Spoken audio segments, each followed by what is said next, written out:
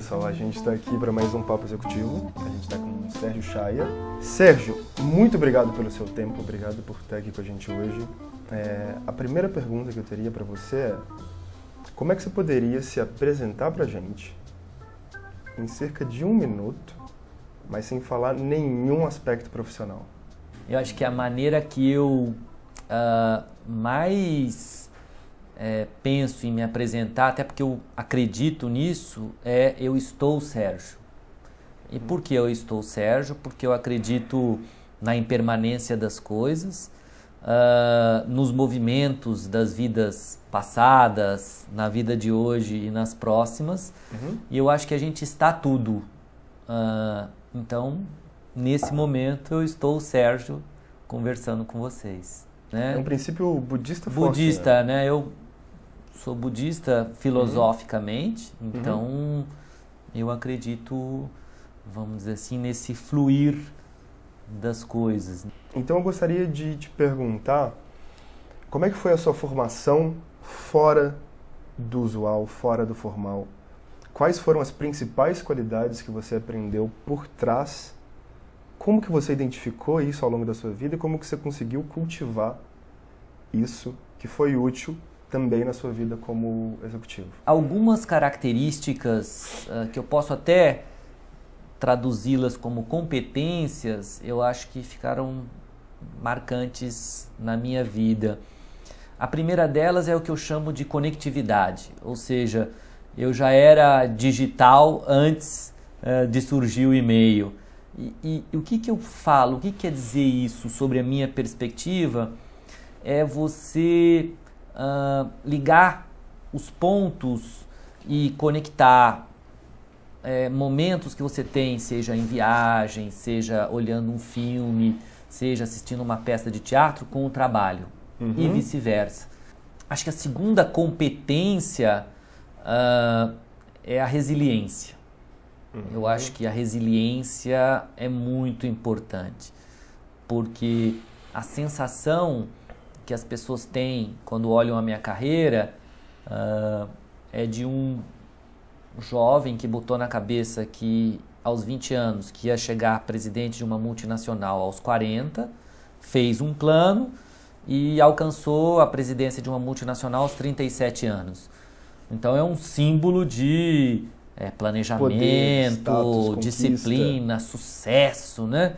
E no fundo, nessa trajetória, a resiliência é muito importante. A capacidade de superar frustrações, capacidade de vencer os medos, a capacidade de aprender com os erros, porque eu acredito que essas competências são competências cultiváveis, né? Que você, não é que você tem ou não tem, você tem que praticá-las, né? A gente só anda praticando, só corre correndo.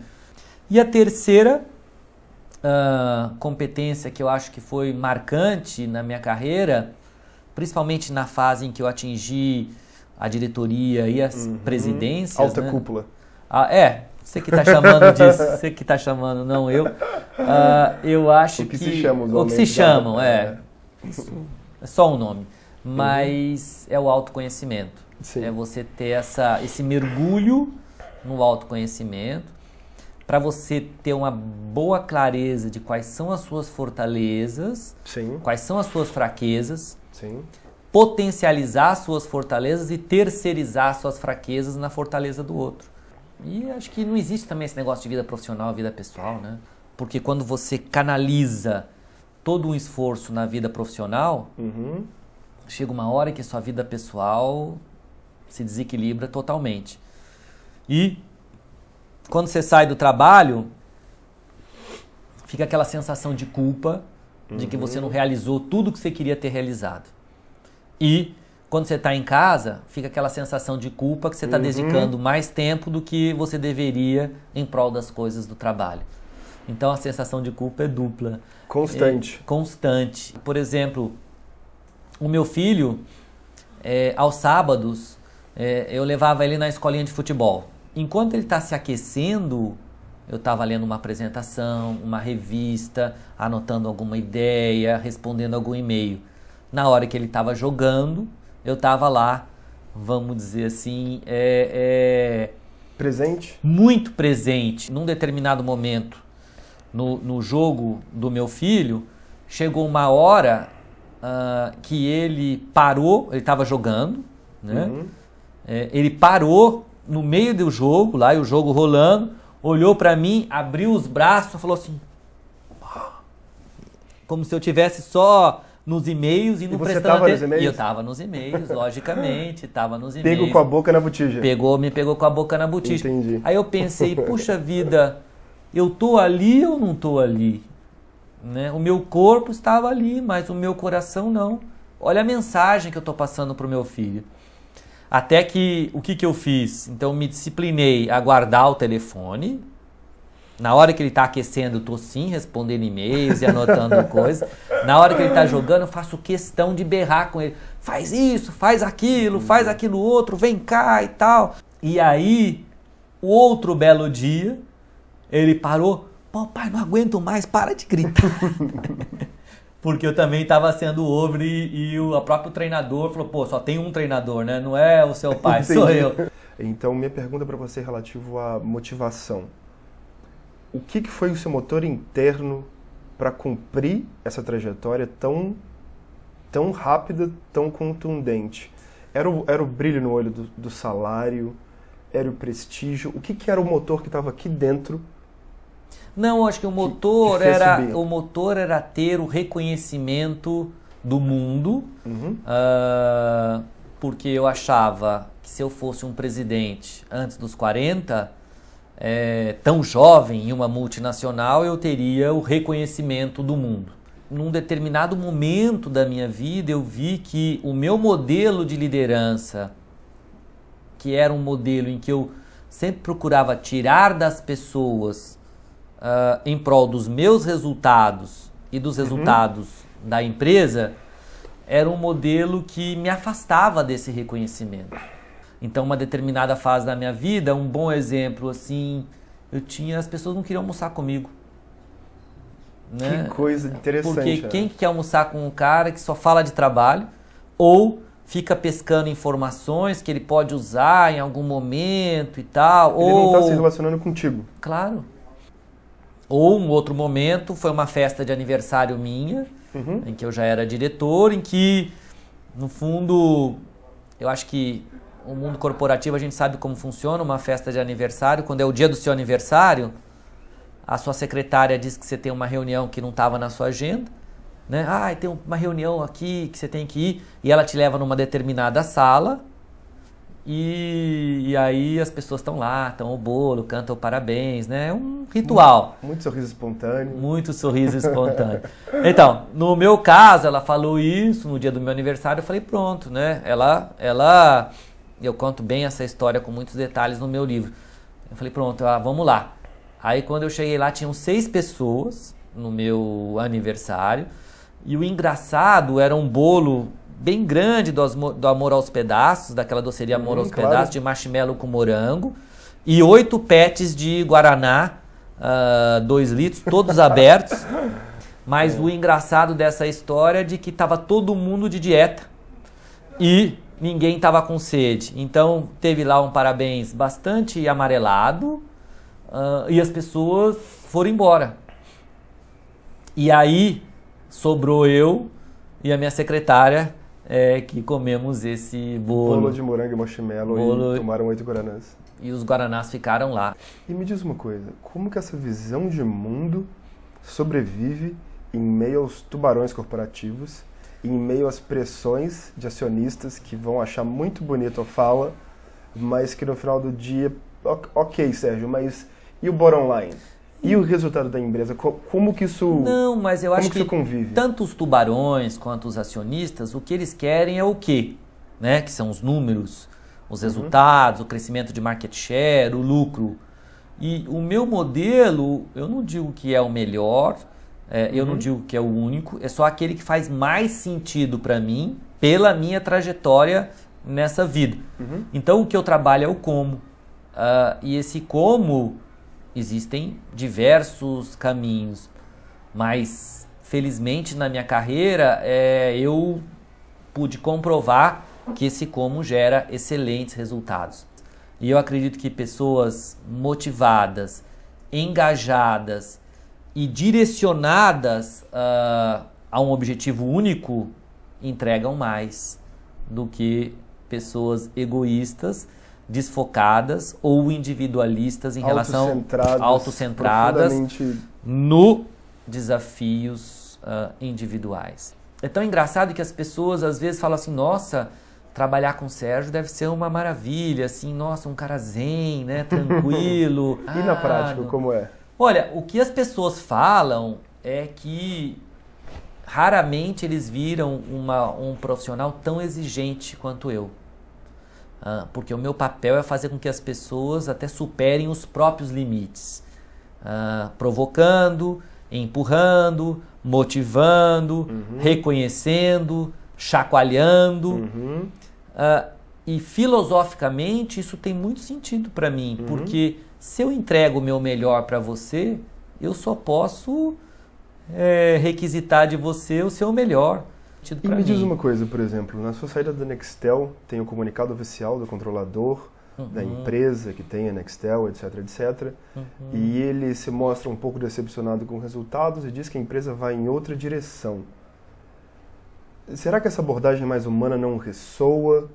Será que é uma cegueira? Será que é um apego só a números mesmo? O que será que representa essa fala dele? Então, eu acho que, na sua visão. Então, na minha visão, ela representa um fortalecimento para o mercado daquilo que ele queria e que eu não queria. O que eu aprendi nessa história? Quando eu olho a minha trajetória, eu vejo que, assim, eu sempre coloquei planos, metas, e fui atingindo e superando elas. Isso me deu uma falsa impressão, ou uma falsa convicção, que de alguma forma eu poderia controlar o mundo. Né? Que eu sempre tinha planos, alternativas e eles se concretizavam. Eles se concretizavam, então eu fui achando que eu realmente poderia controlar o mundo.